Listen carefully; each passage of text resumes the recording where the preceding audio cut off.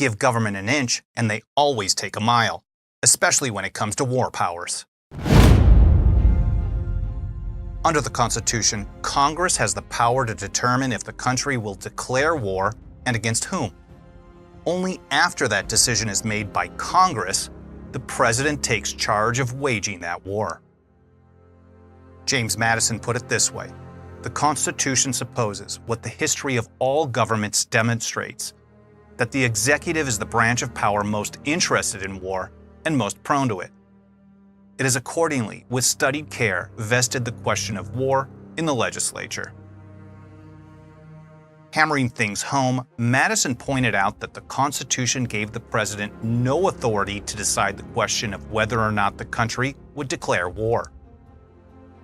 In the 18th century, to declare war was widely understood as making a decision to enter a war. This could be done with a printed or public statement, or it could be done in any number of other ways. John Adams said the mere act of arresting a person and taking them back to another country for a trial, without the permission of the home country, should be considered an act of war. Withdrawing from a treaty was also seen as evidence of an intent to wage war. For example, in 1787, the French regarded a British withdrawal from a naval treaty as a formal declaration of war. One leading scholar noted that the most forceful and unambiguous declaration of war was the commencement of general hostilities. A very typical founding-era dictionary definition of war was the exercise of violence under sovereign command against such as oppose.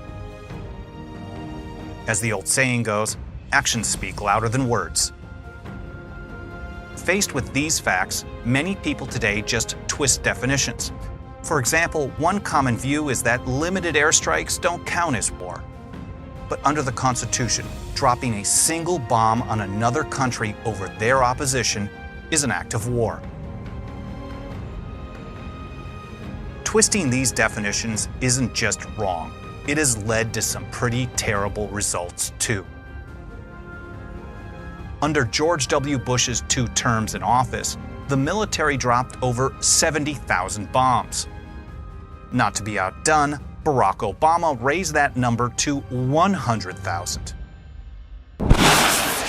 And Donald Trump is putting those numbers to shame so far, with over 44,000 bombs dropped in just his first year in office, even though the country isn't supposedly at war with anyone. The lesson here should be straightforward.